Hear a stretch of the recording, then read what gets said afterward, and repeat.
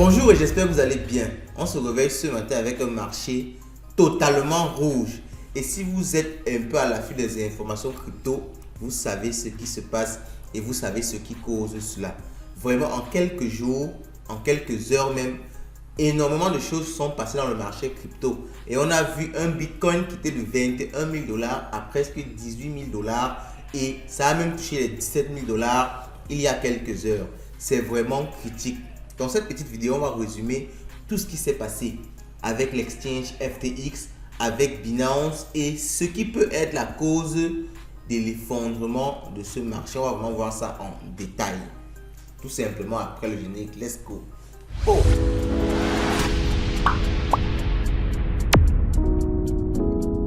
On se retrouve là avec le FTX token. Donc c'est le token de la plateforme FTX. FTX, on en a déjà parlé plusieurs fois sur cette chaîne et notamment de son programme qui vous permet de gagner jusqu'à 8% par an. Mais il y a eu énormément de problèmes et on va dire c'est la goutte d'eau qui a déclenché, n'est-ce pas, cette chute énorme du marché. Sans savoir que nous sommes déjà dans le big market. Donc ça fait déjà environ un an, je crois que nous sommes en big market. Tout est baissier, tout descend. Les recherches Google ont diminué, les recherches YouTube ont diminué concernant les crypto-monnaies. Quand il y a juste une petite nouvelle comme ça, le marché a tendance à flancher. Et cette nouvelle-là vient notamment de FTX qui est en quelque sorte très mal en point. Il y a même des nouvelles de rachat. Il y a on va dire des nouvelles qui poussent à croire que Binance va racheter FTX dans les jours qui vont venir. Alors, on va voir de quoi il en est exactement. Mais déjà, qu'est-ce qui a provoqué la chute du token de FTX, le FTT? Alors, il faut savoir qu'on va se baser aujourd'hui sur quelques articles que j'ai pris le temps vraiment de choisir et d'un tweet que j'ai trouvé intéressant parce qu'il résume assez bien ce qui s'est passé. Mais comme vous pouvez déjà le voir, le token FTX est à 4,70 $. Un token qu'il y a quelques heures, vous voyez ici aux environs de quelle heure? De 16 heures, le token était à 19 $. On est quitté de 19 $ à 4 $.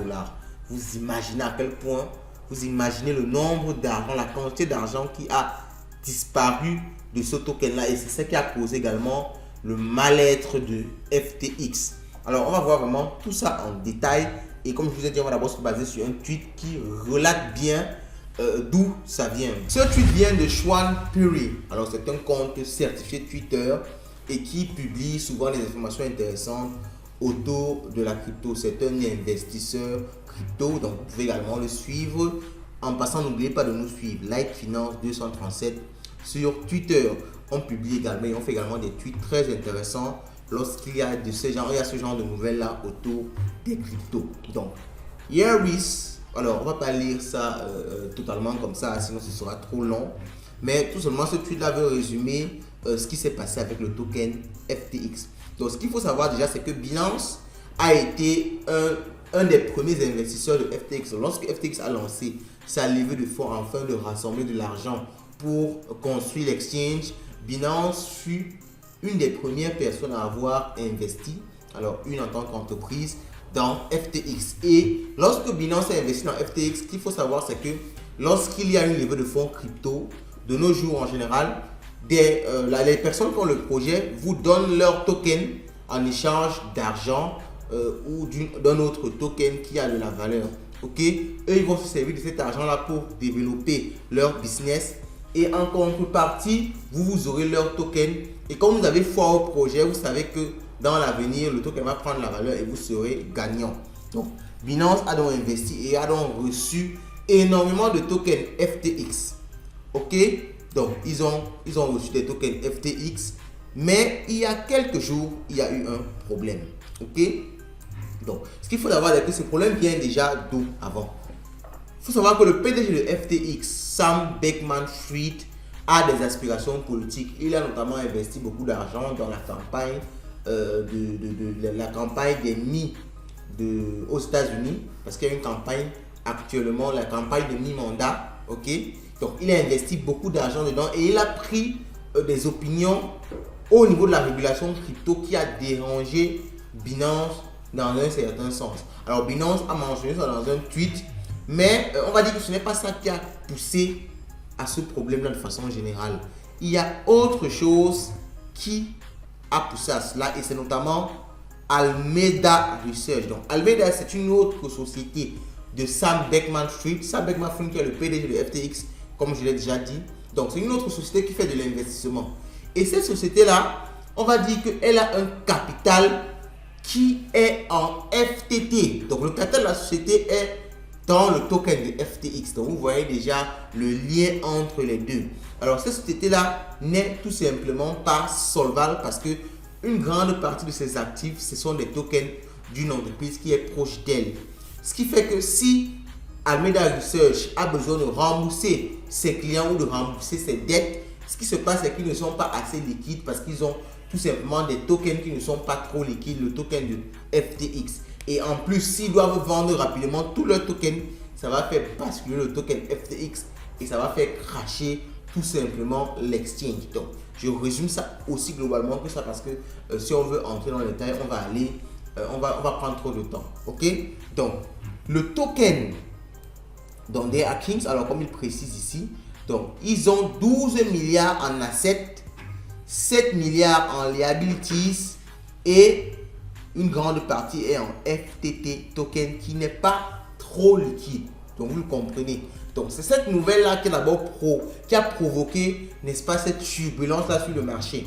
C'est une entreprise qui possède autant de tokens FTT, des milliards de tokens FTT, et qui dit avoir un capital de 12 milliards, pourtant une grande partie est en token. Token non seulement qui varie, mais s'il faut même ressortir l'argent de ce token-là, ce ne sera pas possible parce qu'une grande vente va entraîner tout simplement une chute du marché. Donc, vous comprenez qu'avec ça, beaucoup d'investisseurs du secteur ont commencé à paniquer et notamment Binance. Changpeng Zhao a annoncé que à cause de cette nouvelle-là, eux, ils vont vendre leurs tokens. Alors, transparence ou plutôt coup bas, parce qu'il faut comprendre que Changpeng Zhao devait le savoir, c'est quand même un acteur assez poussé dans le monde de la crypto.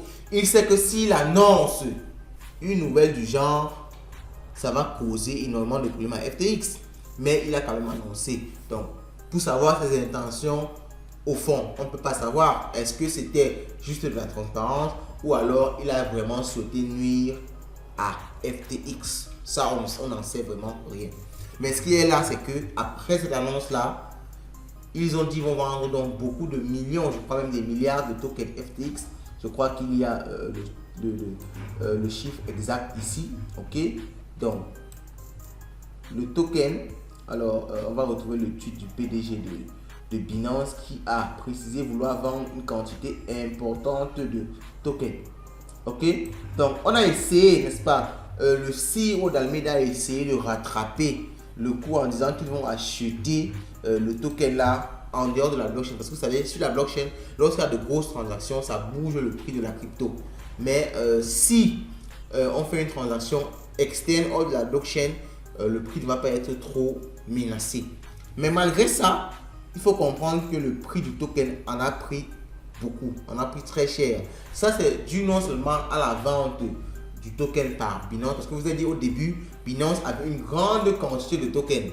Donc, Binance a vendu ces tokens-là et ça a causé un peu la chute du token. Mais vous savez, l'écosystème crypto actuellement a extrêmement peur. Et lorsqu'il y a ce genre de nouvelles-là, tout le monde enlève ses fonds de FTX. Je ne vais pas vous mentir, moi le premier, j'ai enlevé mes fonds de FTX. Et tout le monde enlevant ses fonds de FTX, l'exchange a eu en quelque sorte un bank run. Parce qu'il faut savoir que même si une structure financière est fondée comment, lorsqu'il y a trop de retraits, la structure financière a des problèmes. Même si ce n'est pas des problèmes de liquidité, c'est souvent des problèmes en termes de flux. S'il y a trop de retraits, les algorithmes, la plateforme a tendance à planter. Ce plantage-là entraîne encore une peur de la part de ceux qui ont investi.